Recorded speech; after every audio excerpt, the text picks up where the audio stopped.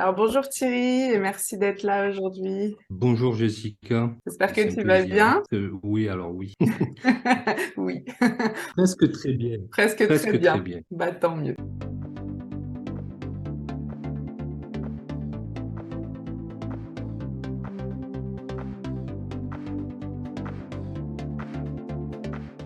Alors, on se retrouve aujourd'hui comme prévu pour réaliser ton interview. Donc, déjà, je te remercie d'avoir répondu présent pour ce projet.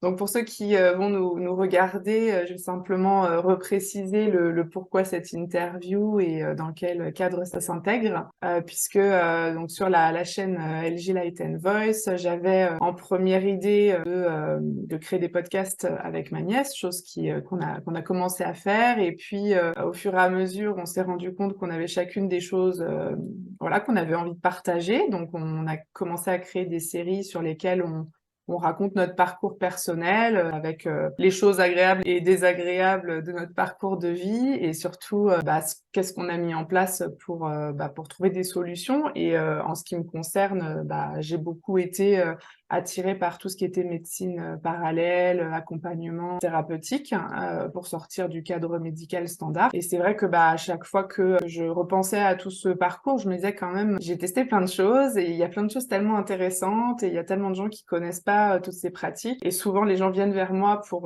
me demander qu'est-ce qu'ils pourraient tenter ou tester par rapport à leurs problématiques. Donc voilà, donc le projet Interview est né comme ça, comme tu le sais. Et évidemment, comme tu fais partie des rencontres de mon parcours qui ont été dans une certaine cohérence sur le travail, notamment dans le corps et sur les émotions, qui me tient particulièrement à cœur. J'avais très envie voilà, de t'interroger sur ton parcours à toi et puis de partager ta vision des choses ici. Je trouve que voilà, ça demande vraiment à être connu. Et donc voilà, donc c'est pour ça que j'ai fait appel à toi et je suis vraiment ravie que tu aies pu te rendre disponible. Alors du coup, je vais te laisser la Et parole je et puis trouve, te laisser te présenter dans un premier temps. Et puis ensuite, on viendra peut-être à parler évidemment de ta pratique et de ce que tu proposes, notamment aussi en termes donc d'accompagnement et de formation. Mais si tu peux aussi nous dire peut-être un petit peu comment t'es arrivé là où tu es aujourd'hui, c'est quoi un peu ton parcours pro en quelques mots, et puis peut-être perso parce que c'est souvent les événements personnels qui nous amènent là où on est. Donc voilà, j'en dis pas plus, je te laisse je te laisse te présenter déjà. alors je me nomme Thierry Garnier, donc Thierry Étienne Garnier. Je commence à mettre le Étienne derrière le Thierry. C'est important pour mon histoire. Et je suis originaire d'Uzès. J'ai exercé à Uzès il y a quelques années. Je suis venu dans le Nord, parce que pour un mec du Sud, Paris, c'est le Nord. J'ai eu l'opportunité donc de venir former sur Paris. Et finalement, je suis resté dans la partie nord de la France, donc autour de Paris. J'ai quand même pas mal bougé. Je suis plutôt un thérapeute à la base qui est nomade. Et finalement, je me suis posé, au bout de 3 ans, à Chaours, dans l'Aube, en Champagne. C'est pas loin de Troyes. Je travaille pas sur Chaours, hein. Je travaille uniquement sur Paris, l'Île-de-France, et à distance. Je suis arrivé à la thérapie. Alors, au début, c'est vrai que c'est mon histoire personnelle, hein. J'ai rencontré la thérapie comme beaucoup de monde, hein. C'est la souffrance et Donc c'est la suite à... psychothérapie, c'est ça? Non, c'était Claude Bianco, c'était le thérapeute qui m'a enseigné cette pratique et cette lecture. Et à l'origine, c'est le décodage biologique des maladies. C'est la première expérience avec la thérapie, c'était ça. Et ça a tombé dans un moment où je revenais de voyage. Donc j'étais parti une année en Asie pour fuir la souffrance en fait de cette histoire. Et là, l'histoire en fait, elle est assez commune, hein. C'est une faillite de l'entreprise familiale et la dépression qui arrive avec après. À l'époque, je ne savais pas que c'était la dépression, hein. À l'époque, c'était juste de la souffrance. J'ai commencé à comprendre que c'était de la dépression quand j'ai commencé à être accompagné. Et cette histoire-là a duré quand même une grosse dizaine d'années. Les premières années de cette histoire, ça a été énormément de souffrance, donc jusqu'à la fuite, hein, à l'étranger pour m'extraire de cette souffrance-là. Donc, huissiers, les banques qui harcèlent, enfin, l'enfer. Quand on ne sait pas et qu'on n'a jamais été au courant hein, de la thérapie existée, c'est juste l'enfer. Et finalement, le recul que j'ai trouvé en Asie, et ça a été un peu... ouais, j'ai fait plusieurs pays asiatiques. Ça m'a permis justement de me calmer, de découvrir voilà, le silence, de découvrir la méditation, donc sous forme de contemplation, et voilà, de commencer à m'apercevoir qu'il y avait des choses qui émergeaient en moi et voilà, que je ne pouvais pas expliquer. Et quand Mm. je suis rentré de voyage, parce qu'il y a un moment où voilà, Il faut on rentrer, rentre, c'est ça. j'ai retrouvé mes problèmes. Et oui. Oui, j'ai retrouvé mes problèmes. Et à ce moment-là, je me suis dit, non, mais voilà, là, il faut faire un truc. Et j'ai eu l'info qui est arrivée comme ça par une amie, tiens, voilà, il y a cet homme-là qui fait ça, et peut-être on pourrait aller voir sa conférence. Et je dis, allez, moi, à ce moment-là, j'étais dans une dynamique de, allez, on y va. Et finalement, je rencontre Claude, c'est ce qu'il dit à tout le monde. Là, d'un coup, je reste un peu sans mots, j'ai dit, merde.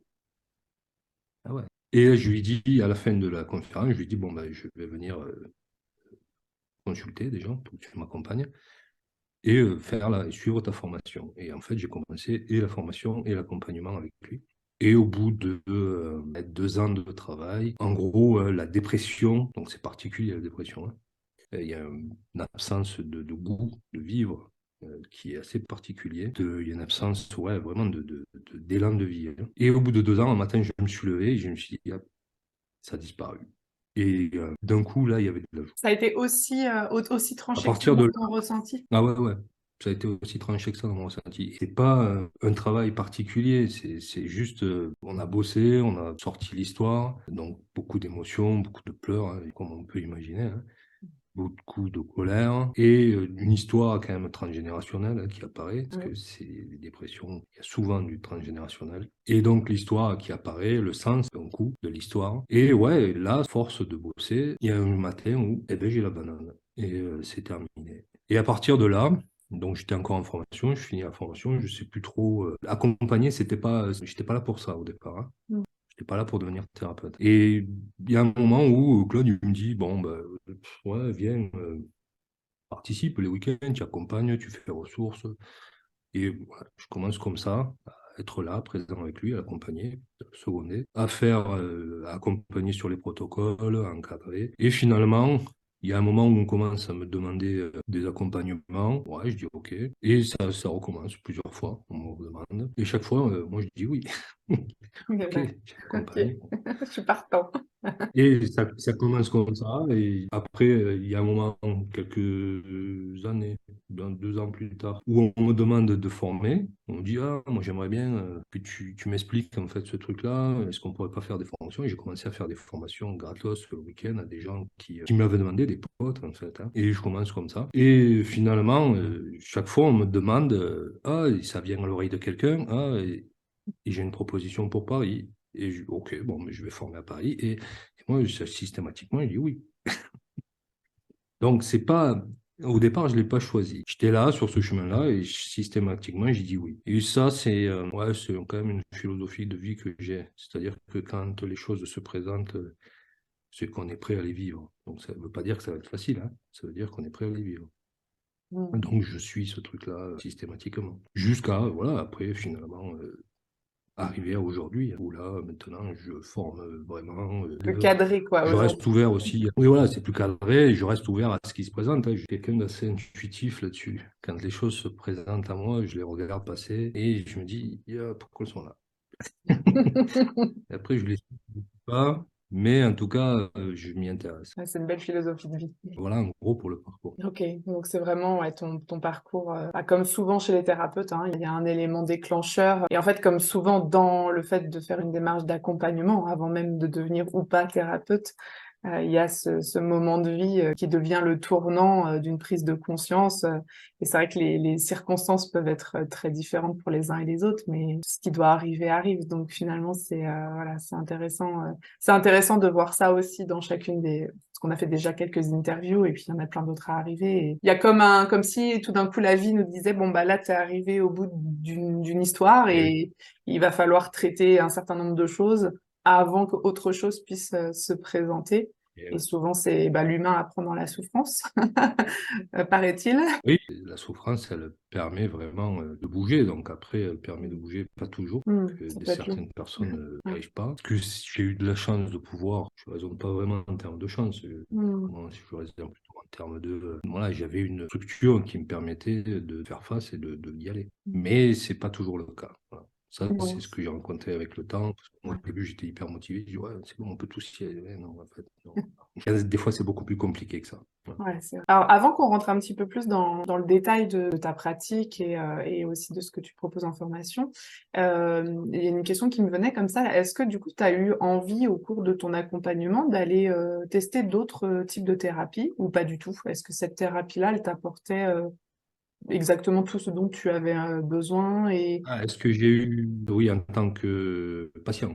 Ouais, c'est ça. Oui. Ah oui, oui, en tant que patient, oui. Oui, j'ai testé la kinésio, j'ai testé l'hypnose, j'ai testé la PNL, j'ai testé les soins énergétiques, j'ai testé le chamanisme, j'ai testé un peu tout ce Ok, ok. qu'on pouvait tester. Chose que je ne savais pas, mais Donc, du parce que coup... oui, bah, oui, si, et quand, moi je suis comme tout le monde, hein, quand je peux prendre des raccourcis, parce que des fois j'ai des symptômes, j'ai des potes qui sont moi, énergéticiens, j'appelle le pote pour lui dire qu'il me fasse un soin. Même si je sais que ça ne va pas forcément à long terme m'être bénéfique, hein, je l'ai expliqué tout à l'heure. Hein. Mm. Mais en tout cas, voilà, j'ai des personnes que je connais, des thérapeutes que je connais et qui j'appelle quand j'ai besoin d'un soin en particulier. Ouais, on fait tous un peu ça. Comme tu disais, on a souvent besoin, enfin, même si avec ce que t'enseignes, moi je l'ai compris, mais j'avais peut-être pas cette dynamique-là avant. Quand on a mal, on veut que la douleur s'arrête. Donc effectivement, on va essayer de trouver ce qui pourrait faire que ça s'arrête. Et souvent, on va chercher à l'extérieur parce qu'on nous a pas forcément appris que ça se passe peut-être pas toujours comme ça, ou en tout cas que c'est pas que à l'extérieur. C'est un sujet qui est complexe en fait. Mm. Et donc, c'est bien qu'on en parlait, qu'on ait l'occasion d'en discuter. Hein. Mais oui, il y a des fois, on ne peut pas accéder. Mm. Vraiment, c'est une histoire de temps, c'est une histoire de conflits verrouillants souvent, hein, de choses qui sont verrouillantes, qui empêchent d'accéder à un traumatisme d'origine, parce que donc, je vais être là-dessus, hein, sur les traumatismes d'origine, Ouais. qui vont voilà, programmer et déclencher des symptômes. Mm. Mais des fois, on voit qu'on ne peut pas accéder. Mm. Et là, continuer à souffrir n'a aucun intérêt. Je parlerai tout à l'heure un peu des phases de maladie, comme ça, Ouais, ça, on va ça, y venir. ça étayera un peu ce que je suis en train de dire. Donc, soulager les symptômes, des fois, donc les soins qui viennent de l'extérieur, c'est bon. Donc, on n'est pas obligé de souffrir. Hein. Mm. On peut prendre soin de soi. Et même moi, hein, j'ai des symptômes pour le moment auxquels je n'accède pas. Je fais ce qu'il faut pour moins souffrir, en Ouais. attendant de travailler, de trouver l'origine, éventuellement libérer Mm. et ou éventuellement d'accepter que je libérerai pas. Ouais. Et Parce que du coup, alors tiens, c'est intéressant ça parce que, enfin, tu vois, c'est pas parce qu'on est enseigné et enseignant que pour autant on a tout réglé. Ça fait à peu près combien de temps toi que tu fonctionnes avec cette pratique autour des émotions? ça fait, j'ai commencé à être accompagné par Claude en 2010. Après, j'ai commencé à accompagner en 2013, donc depuis 2013. Ouais, c'est ça. Donc ça Donc, fait 10 ans. ça fait plus de 10 ans et pour autant, comme tu disais, il y a des choses auxquelles tu n'as pas accès. Ok. Non, mais ça après, ça on le rencontre avec le temps. Hein. Donc Ouais. l'illusion hein, de croire que on peut tout régler ou qu'il faut avoir ou alors qu'il faut avoir tout réglé pour accompagner, ça, c'est des C'est bêtises. Hein. aussi, ouais, c'est aussi une croyance, exactement. Alors du coup, puisque effectivement on a envie de rentrer dans le sujet là, on a envie d'en savoir un peu plus. Alors est-ce que tu peux nous dire déjà peut-être simplement succinctement exactement qu'est-ce que tu fais comme accompagnement et comme information, enfin, comment ça s'appelle et en quoi ça consiste de manière très très très très très large. Et puis ensuite évidemment on ira plus en détail parce que je pense que c'est pas très connu et que du coup il va y avoir plein de choses hyper intéressantes à nommer. Oui, alors, comment ça s'appelle? Au départ, hein, ça s'appelle du décodage biologique des maladies. Ça, c'est le départ. Après, personnes qui ont été formées par cette école-là, parce qu'il y a une école à Aix-en-Provence, hein, donc moi j'ai aussi suivi certains cours là-bas, notamment l'approfondissement. Donc, pas tous, les bases, je les ai fait avec Claude Bianco, mais voilà, l'approfondissement, je l'ai fait là-bas. Donc, il y a Après, des personnes voilà, qui ont été formées dans les années 2000 par cette école-là, on peut toutes voilà, créer, enfin, certaines ont créé euh, leur branche qui va se spécialiser un peu plus. Donc, ça, c'est notamment le cas de Claude, qui, lui, a créé la biologie émotionnelle. Donc, la biologie émotionnelle, c'est de l'accompagnement émotionnel, de la libération émotionnelle. Donc, la différence, quand même, elle réside dans l'accompagnement. C'est essentiellement autour de l'accompagnement que ça va changer.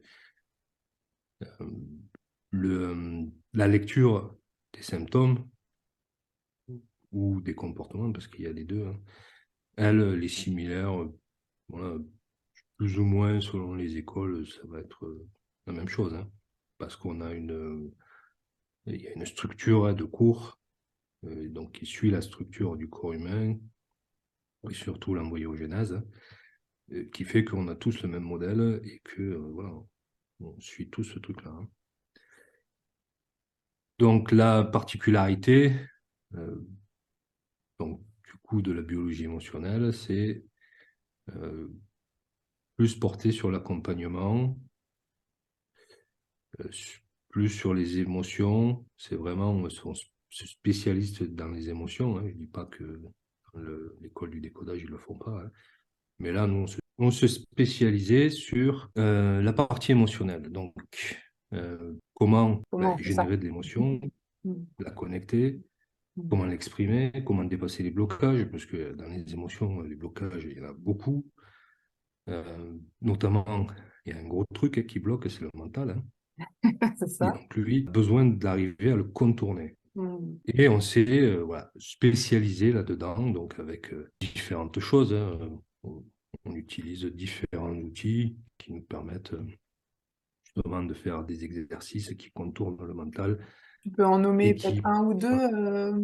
pour les gens qui nous regardent. Ouais, c'est des trucs qui sont assez communs. Hein. Par exemple, le dessin thérapeutique où on va dessiner l'organe malade et à partir de là, on va faire émerger une histoire inconsciente. Et cette façon de faire, elle a le mérite en fait de court-circuiter le mental. Mm. Parce que quand on vient en thérapie et qu'on est malade, en général, on parle, alors pour certains, hein, beaucoup, il y a beaucoup de choses, il y a beaucoup de souffrances et il y a énormément d'informations et on doit trier là-dedans. Et parfois c'est compliqué et parfois ça prend du temps et des fois on peut se sentir aussi un peu submergé par les Mm. infos. De se perdre. Et donc nous, notre spécialité, ça a été ça, de trouver des outils comme le dessin, mais on travaille aussi avec des photos, hein, c'est la même histoire, où dans une photo qui nous attire, il y a ce qui est conflictuel pour nous, par exemple. Et avec ces outils-là, on arrive à contourner les défenses du mental, à accéder à l'émotion.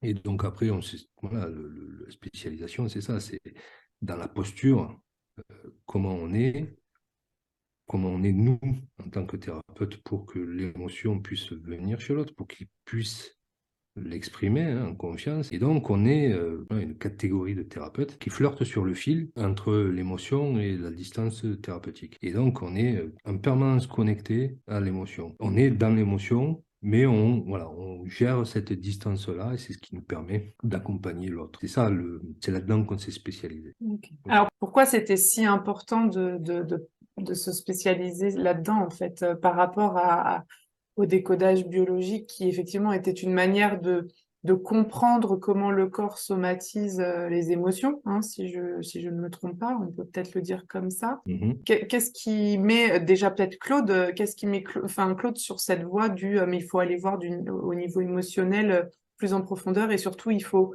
trouver des moyens de pouvoir y avoir accès. C'est quoi est-ce que tu sais comment il en arrive à cette conclusion-là? Est-ce que c'est ses propres expériences, recherches ou... Bah, c'est cette constatation hein, c'est vraiment difficile d'accéder au traumatisme émotionnel. C'est quelque chose de compliqué. Il y en a certains qui arrivent hein, par d'autres techniques, hein, d'autres disciplines, où il n'y a pas besoin de narratif. Hein. Mais en tout cas, nous, comme on est quand même sur quelque chose de narratif, où on parle hein, de ce qu'on a vécu, il y a vraiment des difficultés à aller dans l'émotionnel, revivre le traumatisme. Et c'est ça, en fait. C'est pour améliorer l'accompagnement, pour voilà, nous perfectionner, pour être voilà, plus efficace pour les personnes qu'on accompagne, qu'on a suivi ce chemin-là. Ouais. C'est pas vraiment différent hein, du décodage. Hein. C'est la pratique du décodage comme elle est enseignée à l'école d'Aix-en-Provence, elle est très similaire à ça. Hein.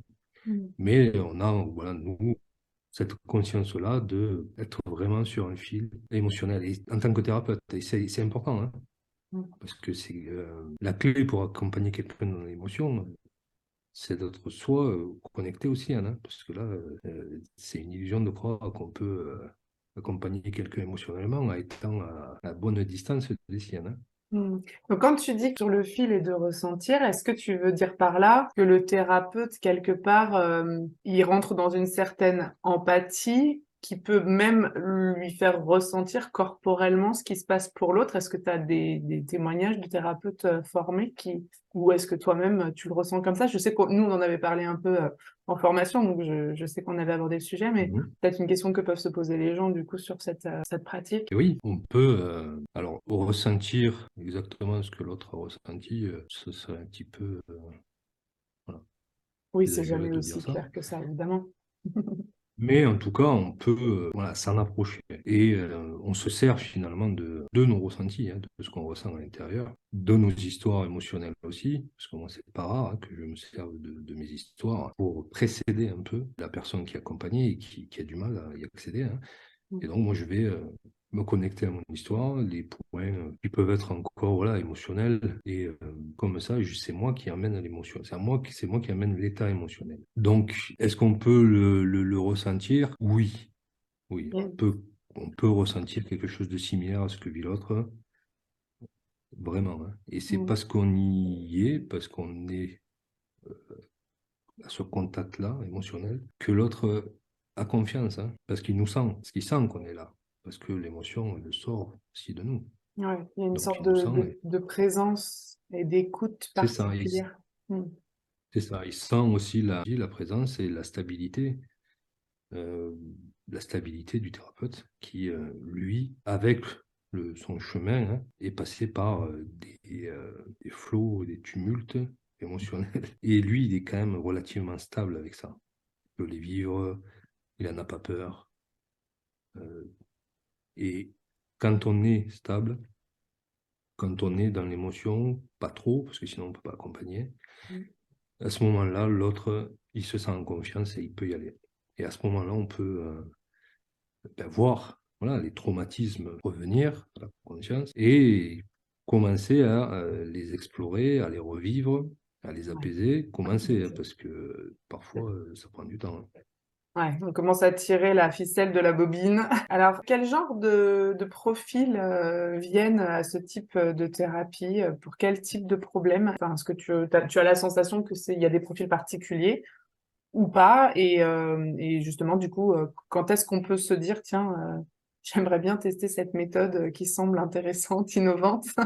Moi, je me souviens que quand je t'ai rencontré, c'était un peu il parle de trucs qui me parlent, je connais pas, mais je vais y aller. Donc, je pense que d'autres personnes pourraient être interpellées de la même manière. Mais est-ce que tout le monde peut venir pour tout type de problématique? Est-ce que c'est forcément les gros traumas? Est-ce que ça peut être des douleurs chroniques? Est-ce que ça peut être des maladies installées? Enfin, voilà. Donc oui, hein, c'est tout le monde peut venir. Euh, alors tout le monde, des personnes voilà, qui sont intéressées pour faire évoluer leur situation ou leurs symptômes. Hein. Euh, Il y a des personnes non, qui peuvent pas venir parce que l'émotion, c'est juste pas possible. Hein. Donc, ça, en moyenne, quand même, les femmes, plus de femmes que d'hommes. Hein. Donc, ça dans beaucoup de thérapies, mais particulièrement dans les thérapies où il y a de l'émotion. Les hommes, les émotions, pour le moment, c'est. Mais voilà, ils sont sur le chemin. Donc, plus de femmes quand même qui sont ouvertes à ça.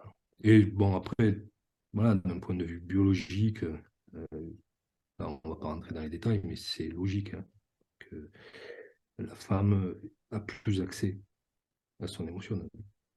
C'est intéressant que tu dises ça.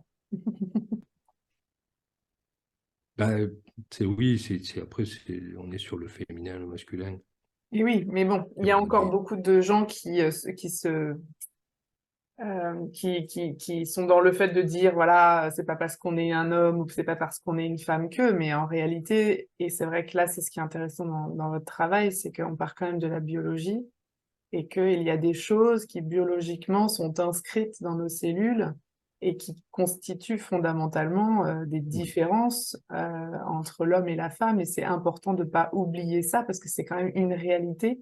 À vouloir faire que tout le monde soit égaux, tout le monde soit sur le même plan d'égalité, on en oublie un petit peu quand même que, enfin, à mon sens en tout cas, c'est mon observation, on aurait tendance à oublier qu'il y a quand même des choses qui sont fondamentalement différentes. Ça ne veut pas dire que qu'on peut pas transvaser une situation du féminin vers le masculin et ainsi de suite. Et puis on est constitué d'une énergie féminine et masculine chacun, mais là on parle de biologie et de marqueurs biologiques. Donc en tout cas de vous, ce que vous observez et ce que tu dis là, c'est oui, la femme est plus enclin à se connecter à son émotionnel, et donc un travail sur les émotions va naturellement plus l'appeler que l'homme. Pour autant, certains hommes y viennent, la oui. preuve.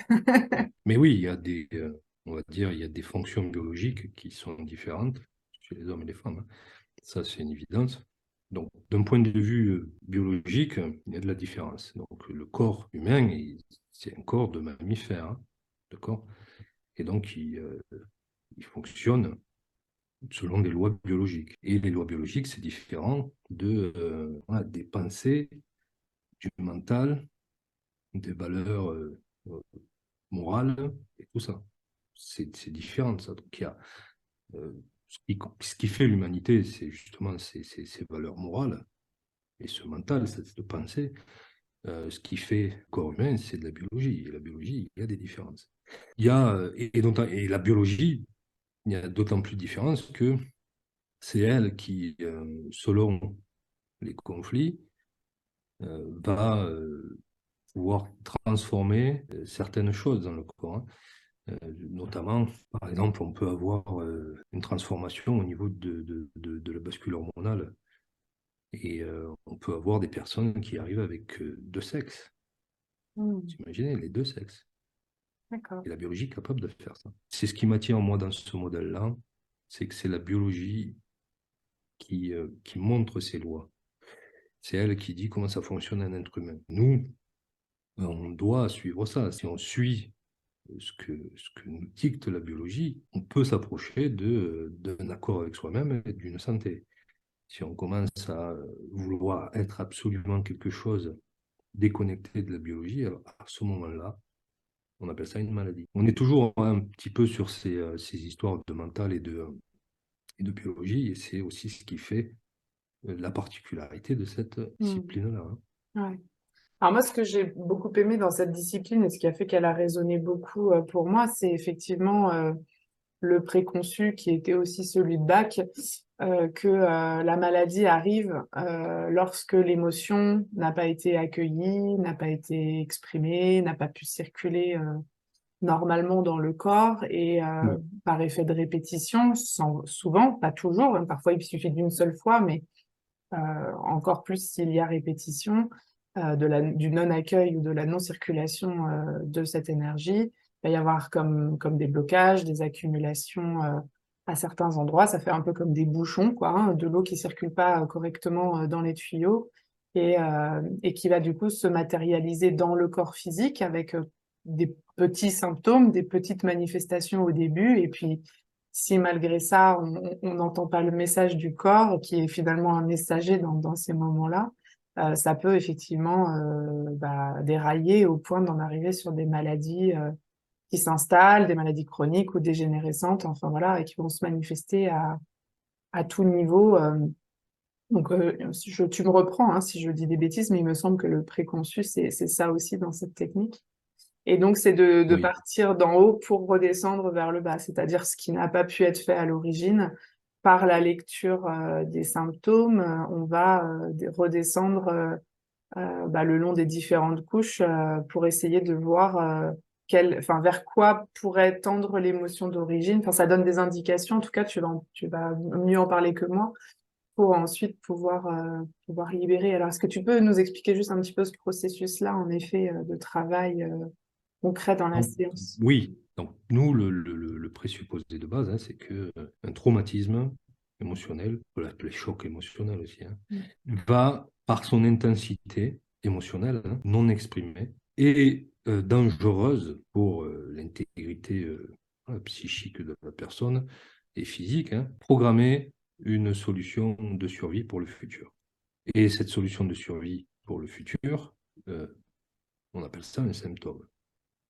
Donc, c'est une modification du fonctionnement normal de l'organe. L'avantage de ce symptôme, c'est qu'il permet de court-circuiter en fait le stress d'origine. Voilà, c'est comme si le corps mettait toute la tension, tout le stress sur un point précis, sur un organe précis, sur un groupe de cellules précises, et le modifie, et ça va faire baisser, en tout cas, ça va court-circuiter le stress, et en tout cas la connexion avec le stress d'origine. Un choc émotionnel, on ne peut pas vivre les émotions. Dans ce choc émotionnel, la plupart du temps, on va enregistrer des croyances aussi sur nous.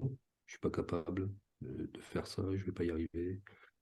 On va enregistrer des éléments du décor. S'il y a quelqu'un qui est mort, voilà, je ne le verrai plus jamais. Je ne vais pas pouvoir vivre sans lui. Voilà, on enregistre dans ces moments, ces grands moments d'intensité émotionnelle, on enregistre en fait des croyances. Et c'est ces croyances-là qui vont, une fois adultes, hein, parce que dans le choc émotionnel, au départ, il est refoulé, donc on l'oublie. Hein. Et après, à l'occasion de la rencontre avec une information qui vient réveiller ce choc émotionnel-là, la maladie se déclenche. Et la plupart du temps, les maladies se déclenchent à l'âge adulte. Donc, à l'âge adulte, je rencontre une information. Donc, une information, hein, pas forcément un gros drame. Hein. Des fois, ça arrive, hein, il y a des événements assez marquants qui réveillent celui d'origine, c'est assez clair. Mais parfois, c'est plus fin que ça. Parfois, c'est juste un détail, un peu comme voilà, la Madeleine de Proust, hein, une odeur qui peut réveiller en fait ce traumatisme. Et la maladie, elle se déclenche à partir de là. Donc, là, le, le corps, il envoie la solution qui a été programmée, hein, donc du choc émotionnel d'origine, il envoie la solution, modification du fonctionnement d'un organe, enfin, modification de la physiologie et du fonctionnement de l'organe. Par exemple, si dans le choc d'origine, ben, dans ce gros flot d'émotions que je ne peux pas exprimer, je me sens étouffé, que je manque d'air, que ça vient se porter sur le système respiratoire. À ce moment-là, et après, donc, ce truc-là est refoulé hein, dans l'inconscient, on oublie. Et une information, quand je suis adulte, ah tiens, il y a des personnes qui meurent de Covid, qui meurent étouffées voilà, et qui ne peuvent plus respirer. Et ça vient, cette information-là, ça vient réveiller ce traumatisme-là. Et là, on fait le symptôme. Et l'avantage du symptôme, c'est comme je le disais tout à l'heure, c'est qu'il focalise tout de l'énergie du stress d'origine sur le symptôme. Et on peut continuer à vivre avec ce symptôme-là. Donc c'est une solution de survie supplémentaire qui n'est pas destinée à durer hein, et qui va durer après pour plein de raisons, hein, notamment le fait qu'on soit très déconnecté de nous et la peur de la maladie aussi qui est entretenue par la société. Donc ça, c'est les deux facteurs qui vont faire que les symptômes vont continuer, parce qu'ils ne sont pas obligés de continuer. Hein. Donc ça fonctionne comme ça. Donc dans le travail, ben, nous on part du déclenchant, donc on essaie de retrouver l'information, et c'est pour ça que là, ben, on a des outils qui permettent de contourner le mental, parce que c'est pas simple, hein, des fois. Ouais. Il en faut des questions. Et oui, voilà. Et d'autant plus, c'est d'autant plus compliqué que la personne s'est énormément renseignée sur le sujet, qu'elle connaît énormément d'informations sur le sujet. En fait, au plus on connaît d'informations sur le sujet, et au plus on se verrouille. C'est un peu contradictoire, hein. Ouais. Mais les informations sur la maladie ont cet effet-là. C'est-à-dire qu'elle nous coupe en fait de l'émotionnel Mm. parce qu'on croit savoir et Elle les qu'on croit que rationalise. savoir, Mm. ouais, ça c'est un peu voilà, l'écueil de l'information sur les maladies, hein. Et donc, dans l'accompagnement, on cherche qui a déclenché voilà, ce traumatisme d'origine. On fait avec les exercices tout ce qu'il faut pour essayer de faire émerger la situation, de faire émerger un ressenti, parce qu'il y a un ressenti précis, conflictuel, qui accompagne, hein, qui accompagne par exemple le manque d'oxygène, le fait de s'étouffer. Il y a un ressenti précis qui correspond à ça, hein. C'est d'ailleurs par rapport à ce ressenti-là que on peut savoir qu'on est en train de s'étouffer émotionnellement. Mm. Donc, C'est tu la vas même chose accompagner la que... personne à verbaliser ce qu'elle ressent dans son corps, ou c'est ça, hein? C'est ça. Mm. Et du coup, euh, à partir de ce ressenti qu'on a retrouvé, cet élément déclenchant, on va pouvoir régresser jusqu'au traumatisme d'origine et là, travailler à son expression. Voilà. Et si on libère suffisamment, si la personne elle acquiert la ressource, hein, si elle acquiert une ressource qui lui permet de respirer, parce que là on est sur le respirer, à ce moment-là, euh, à ce moment-là, le symptôme, il n'a plus de raison d'être. Donc, tu dis que une fois qu'on a identifié le symptôme, enfin non, le déclenchant, pardon, on peut remonter jusqu'à l'événement d'origine. Euh, Oui, Ce qui m'intrigue, là, parce que malgré le fait de l'avoir vécu avec toi en séance, tu vois, le mental, il cherche à comprendre un peu. Euh, ça se passe comment? C'est-à-dire, c'est aussi de la mise en mots et de la recherche de, en gros, la première fois où je me suis sentie comme ça? Ou est-ce qu'il y a quelque chose de plus subtil par rapport à la recherche? Est-ce que c'est toi qui identifies des informations par rapport aux mots utilisés? Comment ça se passe? Je sais pas si on peut le détailler, mais ça... oui, ici. Alors, l'accompagnement pour aller dans le sens qu'on cherche, parce qu'au départ, voilà, tout est possible, toutes les informations sont là, enfin, on peut aller dans toutes les directions, et même se tromper de ressenti, parce que dans un traumatisme, des ressentis, il n'y en a pas qu'un. Donc, pour être voilà, sur la bonne direction, hein, parce que le décodage biologique des maladies, c'est ça, c'est un panneau qui nous dit, voilà, c'est cette direction qu'on a besoin de suivre pour aller rencontrer le traumatisme. Donc, pour suivre cette bonne direction, ben, l'accompagnement, il consiste à écouter, donc pas que, hein, mais en tout cas, la plus grosse partie, c'est ça, hein. Ça consiste à écouter parler l'organe. Enfin, les organes ont leur propre champ lexical. Par exemple, les intestins, le côlon, le digestif en général, on va avoir des mots comme je peux pas l'accepter, je peux pas le digérer, c'est dégueulasse, hein, ça me brasse. Il va y avoir un langage en fait autour de ces mots-là, donc un champ lexical qui va tourner autour de cet organe-là. Pareil pour notre organe, hein, quand on est sur un poumon, on se sent étouffé, on se sent oppressé, on se sent mourir, on se sent manque d'oxygène.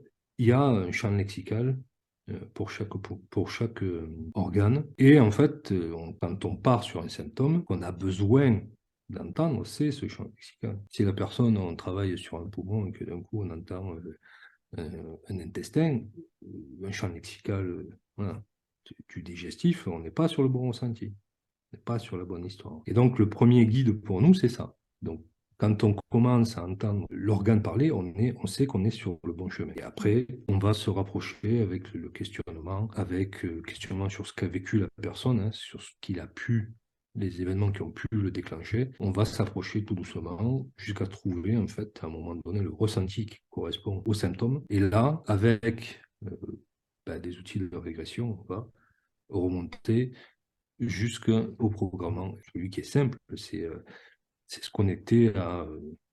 Ça, c'est la base de ce qu'on apprend. se connecter à ses émotions, son ressenti dans cette situation-là, de préciser les sensations, de rester dans les sensations, de les préciser toujours plus. Toujours plus, on précise ce qu'on ressent, ça me brasse, c'est comme si ça se tordait dans mon ventre. Voilà, on rentre là-dedans, c'est désagréable, c'est le passage qui n'est pas cool, hein. Mm. Et là, euh, quand on est dans cette présence-là, ce qui se passe, hein, dans le corps et ce qui réagit, à ce moment-là, les informations qui sont cellulaires, hein, donc la mémoire cellulaire, la mémoire du trauma, elle revient à la conscience. Et donc, c'est pas mental. On ne cherche pas dans la mémoire, on cherche dans le corps. Mm. Et c'est parce qu'on va être dans ce corps et qu'on va voilà, le triturer, qu'on va être dedans, que, voilà, faire ce qu'il faut pour y rester dans le désagréable, qu'à un moment donné, ça revient à la conscience. Et donc, c'est voilà, les mémoires des cellules qui reviennent à la conscience. Et là, après, on bascule sur l'événement, on revit l'événement si on peut le revivre là, le traumatisme d'origine, hein. Et si on ne peut pas le revivre d'un coup, on va prendre du temps, revenir en plusieurs fois, voir ce qui bloque. Parce que des fois, il y a des conflits verrouillants qui vont venir bloquer, hein. Il va falloir les identifier. Bah, des fois, on n'a pas l'autorisation de s'exprimer. Des fois... Est-ce que du coup, dans les séances, enfin, dans le travail que tu fais, finalement, c'est ça un peu la finalité de chaque travail, c'est d'arriver à ramener la personne au moment d'origine où le traumatisme émotionnel s'est produit, en le revivant émotionnellement, etc., pour libérer. C'est vraiment ça la recherche, en fait. Enfin, c'est le bout de l'entonnoir systématiquement. Parce que ça peut faire un peu peur, tu vois, c'est ce que j'étais en train de me dire. Mais en fait, on est quand même en train de dire que grosso modo, on va aller revivre le trauma d'un point de vue émotionnel. On sait à quel point les traumatismes bah, sont source de souffrance, de peur et de plein d'autres choses. Donc ça demande aussi un certain courage que de dire, bon, bah, je vais aller regarder ce qui pose problème, voire même faire remonter à ma conscience des choses dont j'ai pas conscience. Mais est-ce que c'est finalement le seul moyen de pouvoir, enfin selon, en tout cas, voilà, selon ta pratique et cette méthode, d'avoir accès à la libération qui permet aussi du coup le processus de guérison derrière? C'est systématiquement ça qui est recherché. Alors, nous, dans l'idéal, oui. Euh, on a toujours ça à l'esprit, retrouver cet événement, ce premier événement traumatisant pour l'apaiser. Mais c'est pas, voilà, il faut distinguer deux trucs. On n'est pas forcément obligé de retrouver cet événement d'origine pour que le symptôme disparaisse. D'accord? On peut, par exemple, travailler juste sur l'événement qui est déclenchant à l'âge adulte, de travailler émotionnel, vider l'émotion de ce truc-là. Et à partir du moment où l'émotion est vidée, à ce moment-là, le symptôme, très souvent, disparaît. Mais ça veut dire que parce qu'on n'a pas coupé le fil du programme, il peut revenir plus tard. Voilà, il y a plein de raisons qui font qu'il peut revenir, hein, et notamment parce qu'on est toujours au contact de ce qui le déclenche. Donc après, on peut voilà, là voir des chronicités s'installer aussi là, à ce moment-là, hein. Donc là, on ne va pas vraiment rentrer dans les détails, hein, mais oui, donc c'est pas obligatoire de revivre le trauma d'origine. Ok. Donc on commence voilà, à l'économie, hein, c'est toujours, on commence par le déclenchant. Ouais. On voit, moi des fois, ça m'arrive de travailler sur des événements qui ne sont pas forcément programmants, ça peut libérer et c'est suffisant. Mm. Et des fois, quand ça revient, après, là, oui, il va y avoir la nécessité d'aller explorer le programme à ce moment-là. Ouais, Donc, ça peut se faire en plusieurs fois, on peut se faire à l'économie. Il y a tout qui est possible, hein. bien sûr. Dépendre beaucoup de la demande de la personne et de si elle a envie d'y aller ou pas, parce qu'on va l'expliquer. Donc, moyenne dans l'accompagnement, on va expliquer le chemin, on va dire, oh, ben, on va travailler sur ça, Mm. on recherche ça. Donc, c'est la personne après qui va décider, en gros, si elle veut y aller, si elle ne veut pas y aller. Pour nous, c'est important d'y aller parce que le sens du symptôme, c'est là qu'il se trouve. C'est le sens qui est donné au symptôme, c'est dans cet événement émotionnel d'origine. C'est là qu'il y a du sens. C'est là, c'est à partir de ce moment-là qu'on arrive à mettre du sens sur ce qu'on a vécu. Et un sens qui est pas un sens mental, Mm. d'accord? C'est pas un truc qu'on vient de lire dans un bouquin. C'est, ouais, j'ai vécu ça, j'ai eu besoin de ça, et c'est parce que j'ai pas pu exprimer ça, ou parce que je me sentais en insécurité, qu'il y avait personne, que ce symptôme, il est là. Et donc là, ça va donner du sens à notre vie. Du sens, alors, du sens aux symptômes et du sens à notre vie aussi, hein. Oui, c'est Le toute sens de la l'histoire vie, qui est impactée, en le fait, sens des l'histoire de symptômes. la Et personne. oui, Mm. c'est ça. Et donc, c'est pour ça que pour nous, c'est important. Parce Ouais. que dans ce processus, parce qu'il y a quand même un processus de changement et qui va aussi avec la thérapie, hein, donc Mm. on fait le deuil de quelque chose, hein, Bien sûr. ben, il y a un moment où on a besoin de comprendre pourquoi. Ouais. Et donc, c'est le sens de l'histoire qui amène pourquoi. Ouais. D'accord? Et à ce moment-là, quand on a le pourquoi on a vécu ça, pourquoi ça a été utile, pourquoi ça ne l'est plus, à ce moment-là, il y a acceptation, et à ce moment-là, c'est terminé. Et tu vois, on ne mesure pas vraiment, moi, perso, je ne mesure pas vraiment l'évolution d'une personne à la disparition des symptômes ou pas. Ouais, c'était ma Hein, prochaine question. c'est- C'est du coup, comment tu vois que toi, que ça a fonctionné ou pas, et est-ce que tu le vois? moi, je vois que ça a fonctionné quand la personne, quand c'est sorti de son champ de conscience. Quand on lui demande, alors ton symptôme, et qu'on nous dit, mais quel symptôme?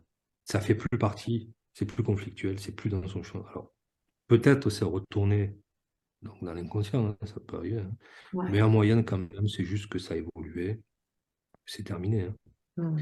Donc, c'est plutôt à ça qu'on mesure, parce que, bah, voilà, il y a la disparition d'un symptôme, c'est pas forcément qu'on a fait évoluer l'histoire et qu'on a résolu quelque chose. La disparition des symptômes, voilà, il y a des soins énergétiques qui font disparaître des symptômes, il y a des trucs, tout un tas de trucs qui font disparaître des symptômes.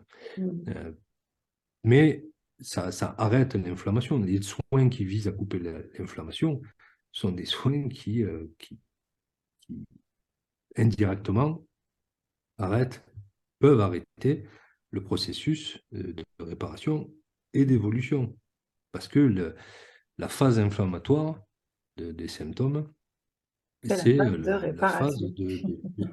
de transformation, en fait, et des tissus et du psychisme. Et donc, voilà, si on enlève des symptômes, à ce moment-là, on peut voir ce qu'il y a derrière. Après, c'est des chronicités. Donc, il faut être au clair avec son objectif. Voilà. Si mon objectif, c'est de résoudre le conflit d'origine, à ce moment-là, si j'ai des symptômes qui apparaissent, euh, il vaut mieux que je limite les soins qui vont viser à réduire l'inflammation, que je souffre un peu, pour laisser une chance, en fait, de guérison.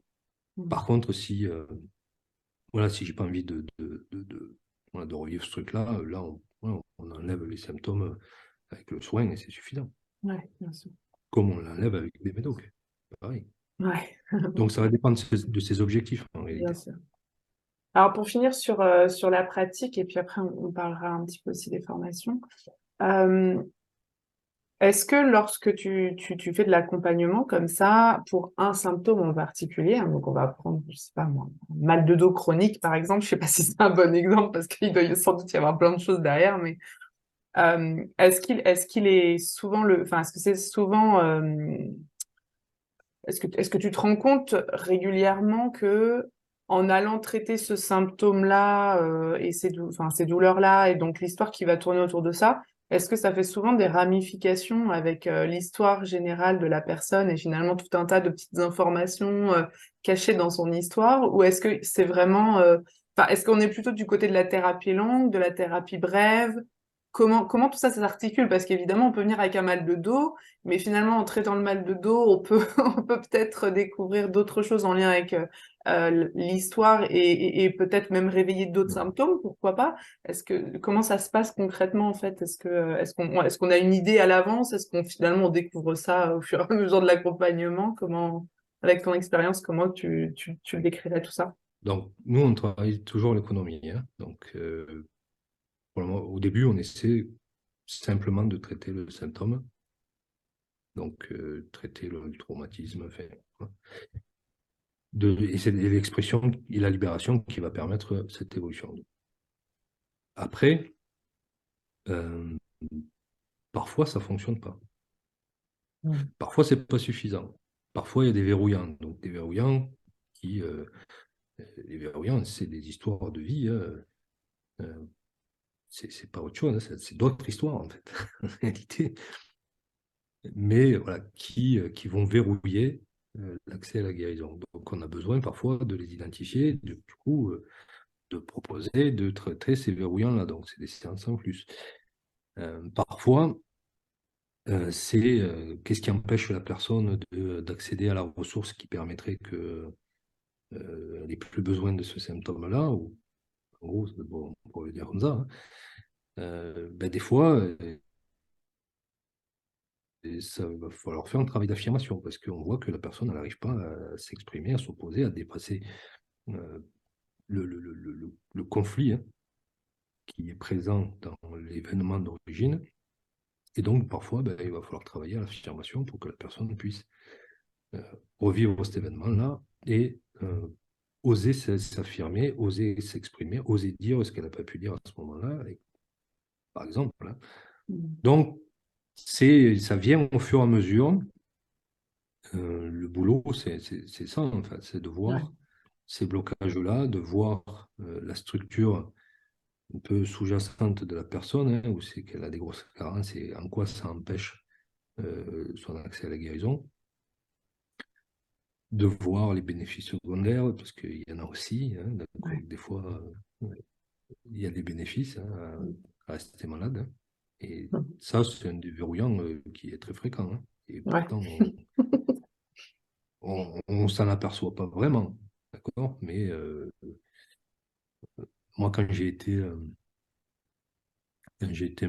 quand j'ai eu mon problème, j'ai fait un AVC, il y a eu un moment où il y a un petit truc qui est arrivé du style, ouais, bon, à partir de maintenant, euh, moi, on ne pourra plus me parler de ça parce que, ou plus me contredire sur un truc comme ça, parce que, voilà, j'ai fait l'AVC, ça me légitime. Enfin, et là, je me suis dit, mais ça va pas, non? Et là, j'étais en train de me raconter une histoire Ouais. de bénéfices secondaires, en fait. Ça Hmm. vient apporter une Une sorte légitimité sur un de truc. confort dans l'inconfort, c'est ça?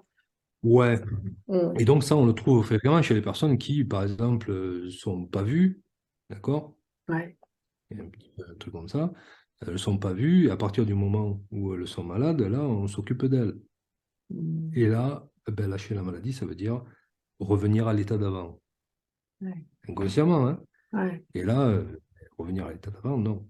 Et donc, il va falloir travailler l'état d'avant. Qu'est-ce qui fait que tu ne te sentais pas vu? Enfin, et à ce moment-là, ça va accepter de lâcher ce Hmm. bénéfice-là et ça va passer.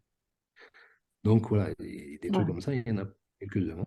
D'accord. Et donc, on a besoin de repérer tout ça. Hmm. Donc, c'est difficile, hein, de dire Ouais. l'accompagnement, combien de temps il va durer. Ça peut être 1 heure et ça peut être des années, hein. Ouais.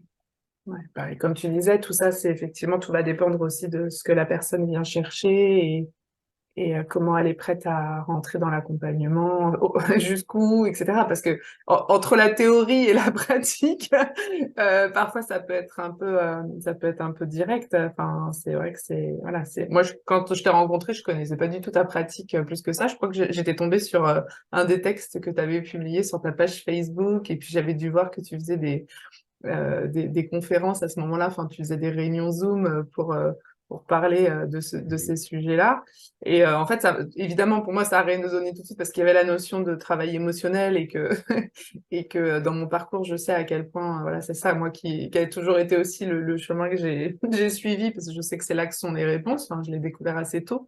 Mais du coup, quand on a fait les accompagnements, je m'attendais pas du tout à ce qu'on puisse être aussi pertinent avec finalement si peu, parce que effectivement on se connaissait pas et dès la première séance ça a été très clair de pouvoir toucher du doigt les problématiques. Moi c'est ça qui m'a vraiment surpris, mais parce que comme tu le dis finalement tout est noté dans le vocabulaire et puis bah voilà l'accompagnement quand on est en tout cas quand on est Oui, aussi habitué peut-être à se laisser guider dans l'émotionnel, oui. qui a moins de résistance, ça peut être plus rapide. Donc c'est vrai que selon où on en est dans son travail personnel, ça peut être plus ou moins rapide aussi. Ben oui, ça fait vraiment une différence. Là, Mm. quand on est dans l'accompagnement émotionnel, ben, le minimum, Oui, oui, c'est ça. Comme c'est ça d'avoir nous fait le parle chemin, déjà, c'est le même langage. d'avoir fait le chemin soi-même, hein, parce que sinon, Ouais, c'est il se sûr. passe rien. En fait, en réalité, si on n'a pas fait le chemin, si on n'a pas élagué les grosses parties de son histoire, si on Mm. n'a pas atteint les profondeurs, parce que voilà, on a besoin d'y aller pour Ouais, pouvoir accompagner, parce que sinon, c'est pas bon. Va. ouais, Et si on ne sait pas ce qui s'y passe, ce qui peut s'y passer, parce que des fois, ouais, c'est pas triste, hein. ouais. Des fois, la posture elle tremble parce que c'est des trucs qui sont vraiment hors normes, hein. Ouais, Et donc, si on ne sait pas tout ça, on ne peut pas y aller. ouais. Si on ne l'a pas vécu, on ne peut pas y aller. Et donc, il ne se passe rien. Si on accompagne et qu'on n'a pas eu ce vécu-là, cette expérience-là, ben, il ne se passe rien. On reste là. Ouais, on la laisse dans son C'est mental. tout. Donc là, quand on n'a pas trop de compétences, il ne peut pas se passer grand-chose de dangereux. Mm. Quand on commence à avoir des compétences et commence à arriver à connecter la personne à ses traumatismes, là, il faut réfléchir à deux fois selon les symptômes qu'on veut travailler, hein.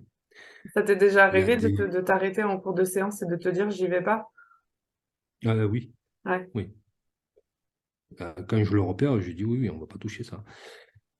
Euh, Il y a des symptômes, il y a donc des symptômes de réparation, parce que la maladie fonctionne sur deux phases, hein, une phase de stress qui, le stress d'origine peut tuer, donc la maladie c'est la réponse à ce stress, donc une phase de stress et une phase de réparation.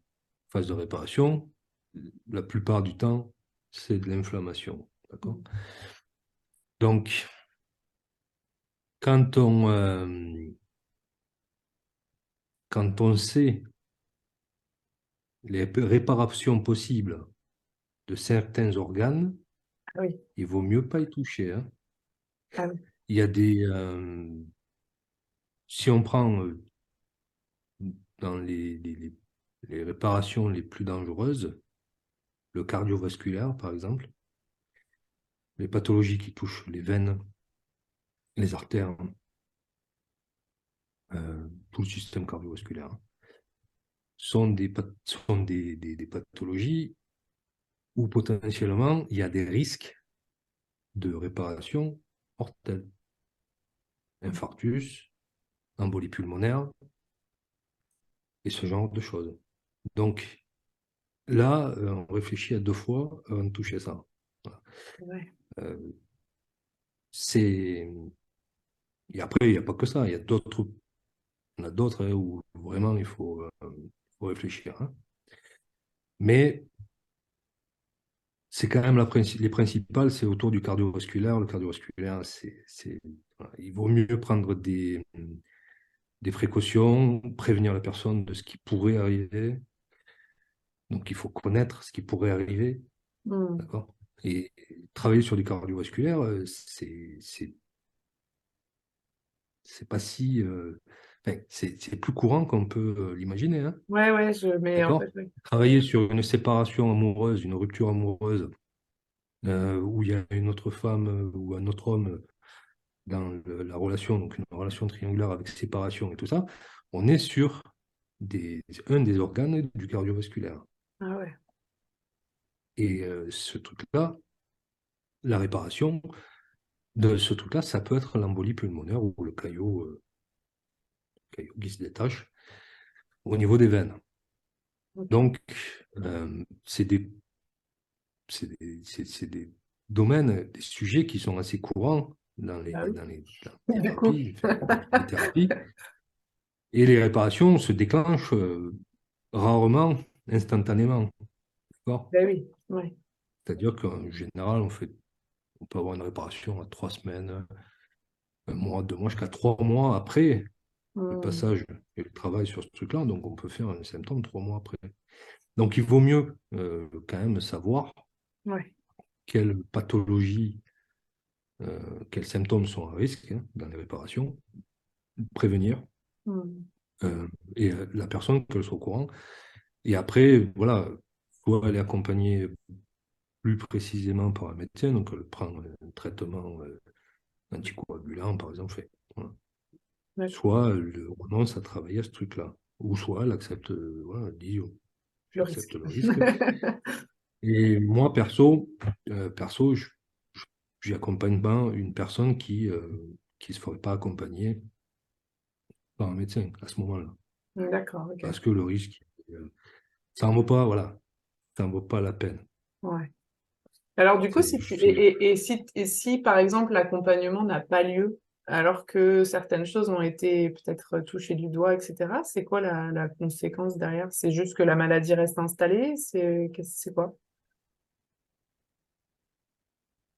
Alors, oui, la maladie, elle reste installée. Euh, donc, on peut. Alors, oui, après ça, c'est la question qui se pose, hein. Euh, la maladie et les comportements qui vont avec. Donc, parce que sur un organe, il y a des comportements qui vont avec. On ne va pas rentrer dans les détails. Il y a des comportements qui vont avec. Il y a des situations qui vont avec. Donc, la situation, à ce moment-là, elle va perdurer. Hmm. Et donc, par exemple, là, on était sur l'exemple des veines Ouais. et de l'affectif, de la rupture amoureuse. Eh ben, ça peut entraîner des ruptures à répétition, des situations qui sont toujours les mêmes, donc toujours rencontrer les mêmes types de personnes, et au final se sentir frustré affectivement toute sa vie. Hmm, ok. Désolée, madame, soit vous restez malheureuse dans votre vie de couple, soit vous faites un infarctus. Donc, Je alors, rigole, mais ouais, c'est ça. sur celui-là, ça ne sera pas tellement l'infarctus, mais plutôt l'embolie L'embrouille. pulmonaire, Hmm. ou éventuellement le trouble du rythme cardiaque. Cardiaque. Hmm. Euh, mais alors là, ce que je dis, c'est le pire, hein, d'accord? C'est dans le Oui, bien pire des sûr, mais bon, scénarios, hein. c'est bien Euh, aussi de voir que voilà, donc c'est pas après, si il y a simple que des ça. conditions. Ouais. Si la personne, si la personne n'a pas d'antécédents, si elle n'a pas d'antécédents de thrombose, de problèmes veineux ou de problèmes cardiovasculaires, il y a peu de risques. Hmm. Voilà. Oui, voilà. C'est S'il y a des comme quoi, antécédents, voilà, là, l'accompagnement, ça se fait pas n'importe comment, n'importe quand, avec n'importe qui. Ça reste quand même des accompagnements avec où il faut avoir bien oui. toutes les connaissances qui vont avec. Mais c'est bien de le dire aussi. S'il y a des gens qui passent par là qui ont envie de En venir tout cas, faire voilà, cette formation. dans ce que j'enseigne, nous, on s'astreint vraiment à ça, hein. C'est-à-dire Ouais. qu'on porte vraiment une attention particulière à ce genre de trucs. Des Hmm. symptômes qui sont dangereux, il n'y en a pas tant que ça. Ouais. Il n'y en a pas tant que ça. Euh, les connaître, c'est bien. Bah oui, c'est sûr. Alors bah justement, ça fait une très bonne transition. Est-ce que tu peux du coup nous dire un petit peu quel type de formation tu proposes et où, voilà, si jamais suite à tout ce qu'on a abordé là, des personnes auraient envie de creuser le sujet. Alors, il y a la formation sur les maladies, donc d'origine émotionnelle, la formation de base, et même l'approfondissement. Donc, pour le moment, la formation de base, elle est accessible à tous, donc elle est gratos. Vous pouvez venir tous les mardis soirs euh, en direct sur ces cours-là. À terme, l'approfondissement sera gratos aussi, parce qu'il n'y a pas de raison. Je trouve que justement, cette discipline, elle est importante parce que ça parle de nous, de nos fonctionnements, hein. Donc, c'est la connaissance de soi, et la connaissance de soi, faire payer, c'est un peu, je trouve ça pas cohérent. Donc, à terme, voilà, toute la lecture sera gratos. Ça, c'est ce que je vise. Et à terme, c'est dans pas longtemps, hein. Et après, c'est l'accompagnement. Voilà, au final, je ferai payer que l'apprentissage de l'accompagnement. Et donc ça, il y a deux formations possibles. Une formation pour tout le monde qui se déroule pareil en visio, hein, comme là, sur Zoom. Ça concerne l'accompagnement émotionnel, donc pour tous, connecter ses émotions, les exprimer, accompagner l'autre pour pouvoir le faire. Donc, mais dans un cadre perso, hein. Donc, ça concerne voilà, sa vie émotionnelle et son fonctionnement émotionnel. Apprendre à exprimer ses émotions, à accompagner l'autre, parce que c'est nécessaire, hein, même dans la relation, Ouais. exprimer ses émotions tout seul, c'est très compliqué. C'est pas si évident que ça. Donc, si les deux, par exemple, sont formés à ça, c'est beaucoup plus facile.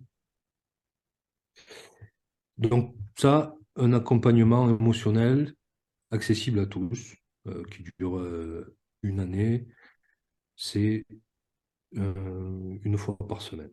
Voilà. 2 heures par semaine le jeudi soir. En parallèle de ça, j'ai la formation de thérapeute. Où là, avant, ben, je formais comme on m'avait appris, hein, donc des grands groupes, et ça ne me correspondait pas, parce que j'avais pas le temps, j'estimais que j'avais pas le temps de rentrer dans les détails, je ne pouvais pas dire tout ce que je voulais dire, je ne pouvais pas voir ce que je voulais voir, enfin, c'était trop général pour moi. Et donc finalement, j'ai réduit, et aujourd'hui, je forme 2, éventuellement 3 personnes par an, donc 2, 3 nouveaux élèves par an, hein, sur une formation qui dure 2 ans. Formation là, qui est un peu plus du coup poussée, hein. Donc on a des directs, par exemple, toutes les semaines aussi, 2 groupes en visio, où on fait des exercices, comme l'autre, hein, où on fait, donc il y a un peu de cours, des exercices en binôme, et moi je supervise tout ça. Il y a des exercices individuels, donc des cours individuels, pareil à distance, hein, donc cours individuels comme une école de musique, hein. Toutes les semaines on pratique son instrument, mais là toutes les semaines on pratique l'accompagnement, donc avec moi, donc voilà, c'est individuel. Il y a mensuellement, après, il y a un présentiel mensuel sur Paris, où là, euh, les élèves, tout niveau, hein, parce que je mets tout le monde ensemble, parce que ça a une richesse supplémentaire, je trouve, viennent pratiquer, donc sur des week-ends, viennent pratiquer ce qu'ils apprennent toute la semaine, euh, sur des week-ends à thème. Donc, juste ça. Donc, au niveau des formations, donc tu disais il y avait une partie à distance. Pour tout ce qui est les week-ends de pratique, donc c'est toujours sur Paris ou du coup il peut y en avoir à d'autres endroits selon où sont tes personnes formées peut-être? Ben, au début, oui, j'essayais de faire un peu à différents endroits, parce que j'étais un peu plus nomade qu'aujourd'hui. Ouais, Aujourd'hui, je me suis quand même, voilà, je reste autour de l'Île-de-France. d'accord. Donc, c'est voilà, Je c'est dis pour, pas que je dis pas que c'est pas possible, hein. oui, bah après, tu es assez ouvert par Mais rapport à ça, effectivement, si ça se présente. Mais bon, l'idée, c'est que dans un voilà, je dis premier temps, pas en que tout cas, c'est plutôt Île-de-France. c'est ça. Donc après, c'est vrai que les propositions, elles peuvent s'étudier. Oui. Je l'ai déjà fait plein de fois, Le- même aller en Belgique, en Suisse, hein. Hmm. Donc voilà. Ouais, ça va. Ça T'as pas peut. trop peur quand il s'agit d'aller vadrouiller. Non. Non, non.